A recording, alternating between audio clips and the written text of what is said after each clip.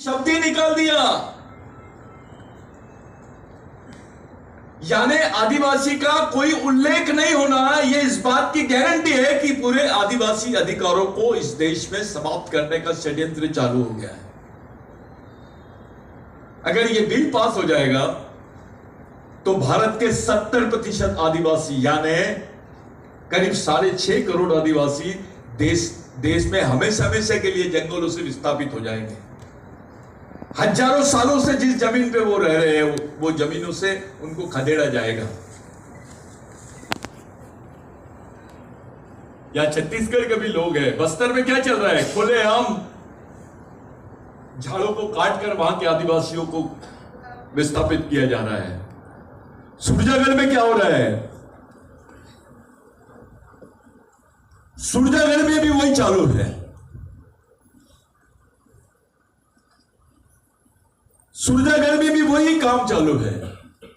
जबरन उत्खनन हो रहा है, एनजीटी की परमिशन नहीं रहने के बावजूद भी। ये सुरजागढ़ की सरपंच यहां मौजूद है, इन्होंने ग्राम सभा में प्रस्ताव लिया। ग्राम सभा के आदिवासियों को विशेष अधिकार है। वो ग्राम सभा में प्रस्ताव लेने के बाद भी कि भाई हमको ये नामंजूर है, अभी उत्खनन चालू है। वहां के बच्चों को लंग्स कैंसर हो रहा है, वहां के झाड़ लाल हो गए हैं, जो पीने का पानी है वो भी लाल हो गया है। ऐसी अवस्था आदिवासी समाज की है। मान लो अगर यह बिल पास हो जाता है तो आपके किसी भी टाइप के संवैधानिक अधिकार सुरक्षित नहीं रहेंगे। इस देश से हमेशा हमेशा के लिए आदिवासी शब्द खत्म हो जाएगा।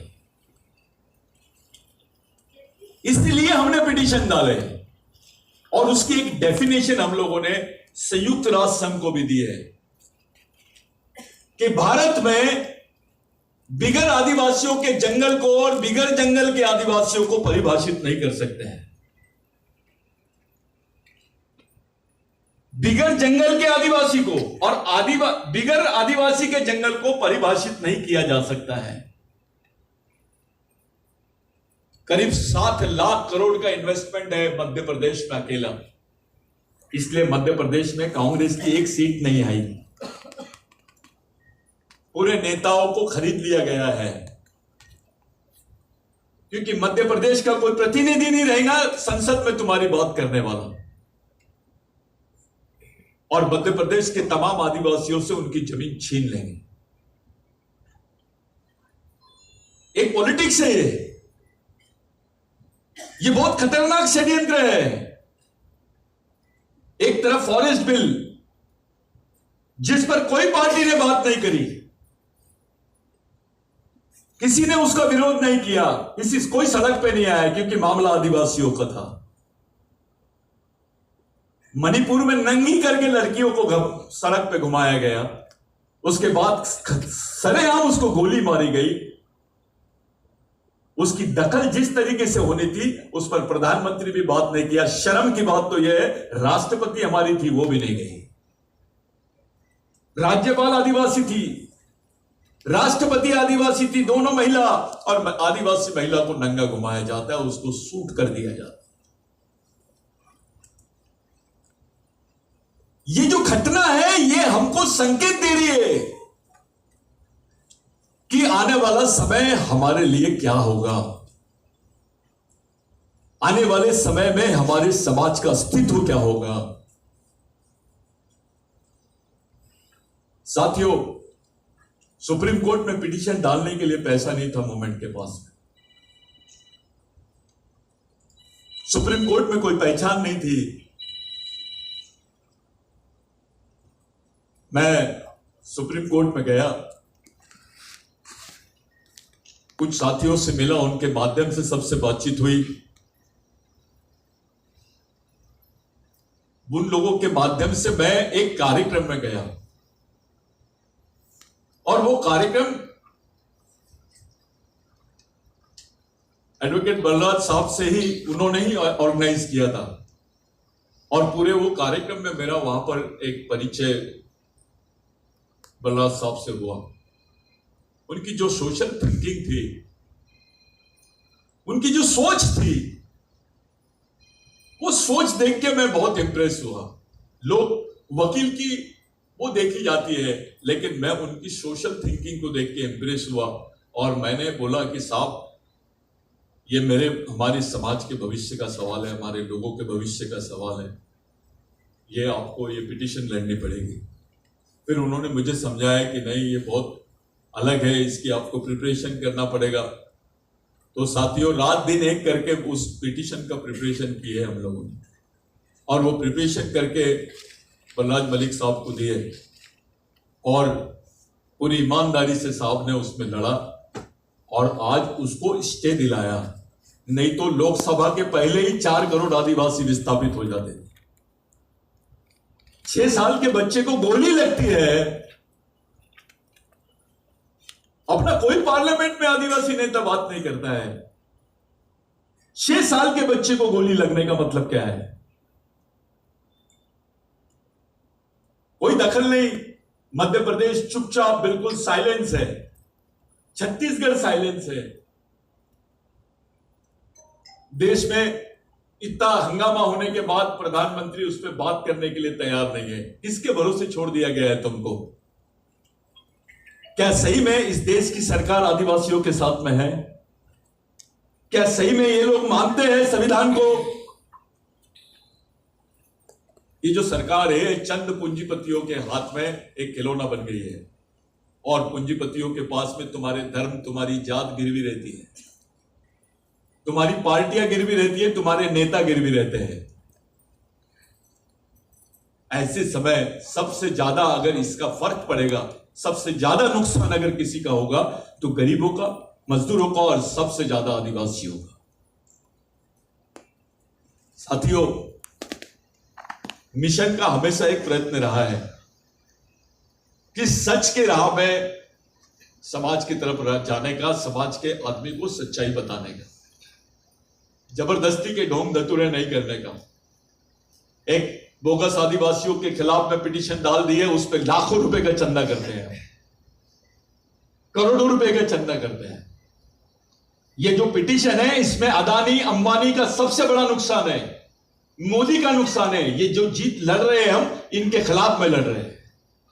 उनके पास वकीलों की ढेर है ऐसी, सुप्रीम कोर्ट के अच्छे अच्छे वकील, अटॉर्नी जनरल जैसे लोगों को वो लोग मैनेज करके तुम्हारे सामने खड़ा करेंगे। अगर आदिवासी ये केस हार गया तो देश के संविधान से तुम्हारे 5वीं अनुसूची के अधिकार खत्म, देश के संविधान से तुम्हारे आदिवासी होने का अस्तित्व खत्म, तुम्हारे वन अधिकार खत्म,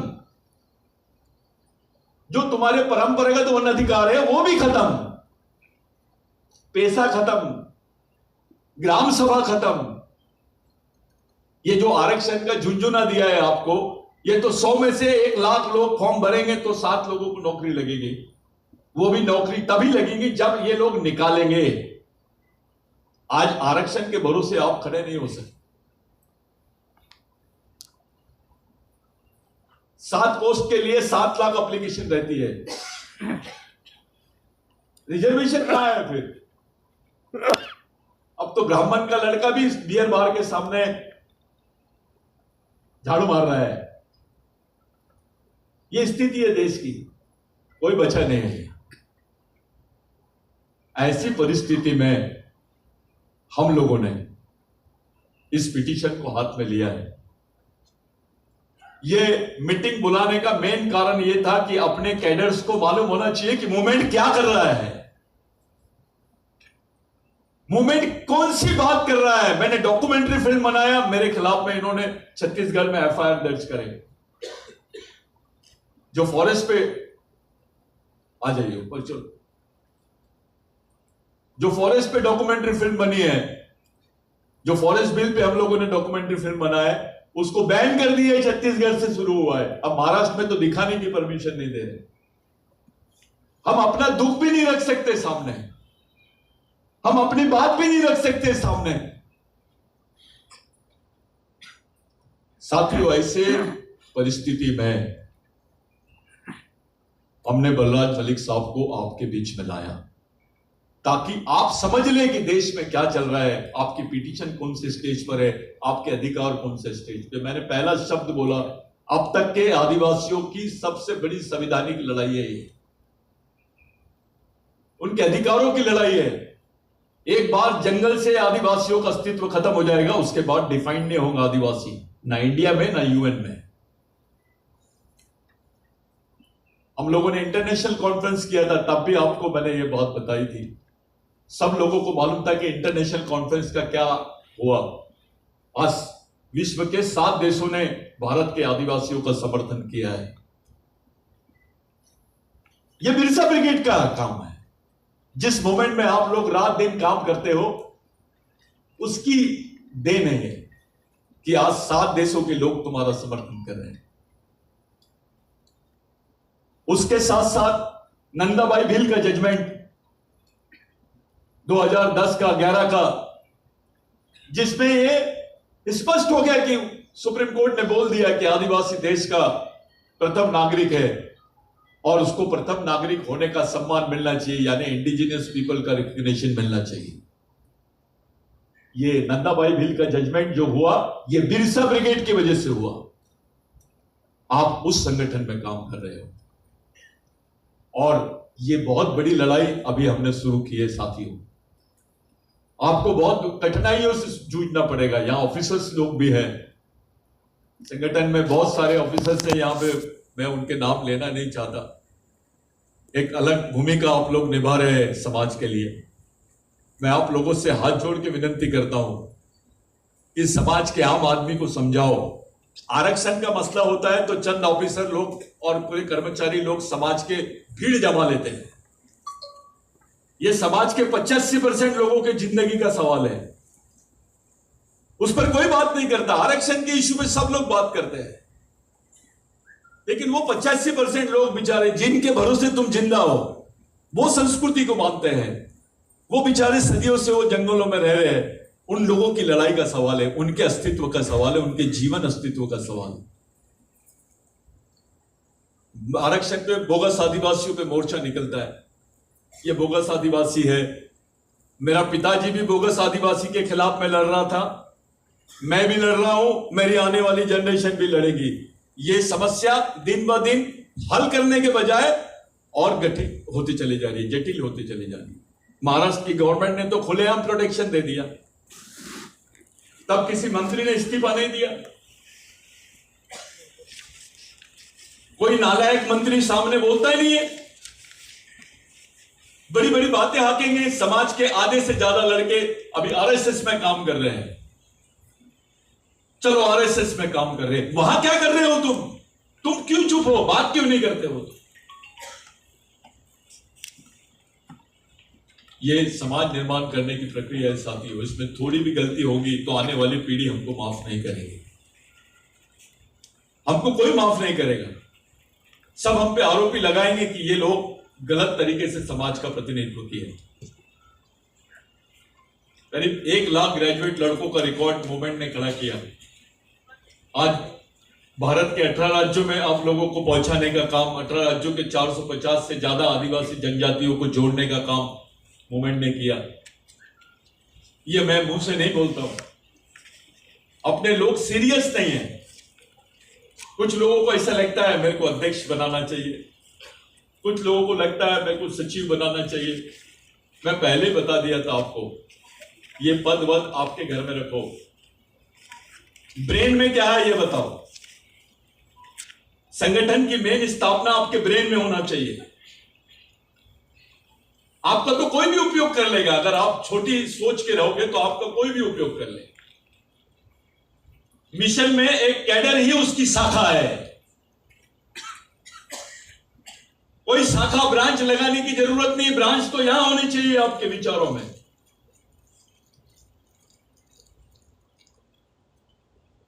वही काम करना है आपको, दिन ब दिन ब्रेन से तैयार करना है समाज को। मैं जानता हूं आप लोगों को तकलीफ होती है, लेकिन हमको कुर्बानी देनी ही पड़ेगी। आप बोलेंगे मैं मूवमेंट में काम करूंगा, प्रेस के कपड़े भी पहनूंगा, एसी में भी सोऊंगा, पॉसिबल नहीं है,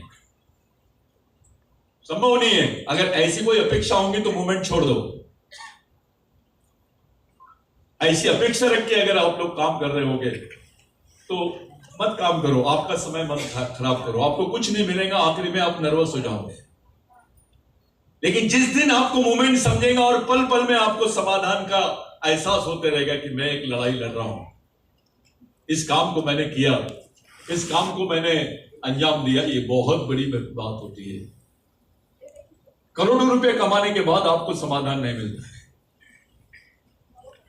लेकिन हम अगर सोचे, ये जितने लोग थे, आपके कौन से रिश्तेदार है? ये कंट्यावीर कौन था आपका? बाबूराव शर्मा के कौन था? राघोजी भांगरे कौन था? बिरसा मुंडा कौन था? कोई रिश्तेदार था क्या आपका? ये लोग आपके लिए फांसी के तख्ते पे क्यों चढ़े? क्या रिलेशन था आपके लिए? ये लोगों ने इतनी बड़ी कुर्बानी, आपका बेटा करता है? आपका भाई कर सकता है? ये कुर्बानी कौन कर सकता है? रेंगा कुरकू आपके लिए फांसी के तख्ते पे चढ़ गया, कौन कर सकता है? ये क्या रिलेशन है इनका? इसके पीछे एक सोच है, उस सोच का ही नाम मिशन है। ये मिशनरी लोग हैं जिनको आप लोगों ने पीछे लगाया है, और इन्हीं के विचारों पे ये मूवमेंट खड़ा है। आप लोग उसी मूवमेंट को बढ़ा सकते हैं जब तक कि समाज, वही समाज जिंदा रहता है जिस समाज में उस समाज के लिए जीने मरने वाले लोग तैयार होते हैं, उसके लिए जीने वाले लोग तैयार होते हैं। आपका परिवार है, ठीक है, लेकिन परिवार के साथ साथ आप अपने समाज के बारे में भी सोचो। यहां पूरे मेरी महिलाएं साथी है, यहां सभी लोग ऐसे हैं जो सभी स्टेज पे बैठने लायक लोग हैं। मैं जानता हूं सब लोगों का अपना अपना एक अलग कद है, अपना अपना एक अलग फील्ड है, आपका अपना अपना एक काम है। इसी बात को मैं यहाँ पर रोकता हूँ। अपन कैडर में सब डिस्कशन करेंगे, कंटिन्यूस अपन काम करेंगे उस पर। एक चर्चा आज का आप लोगों के पास में ये जो पेपर दिया गया है, ये पेपर को आप लोग जरूर पढ़ लें, ले लें, क्योंकि बलराज मलिक साहब के बाद में हम लोग इस पे काम करेंगे, इस पे बात करेंगे।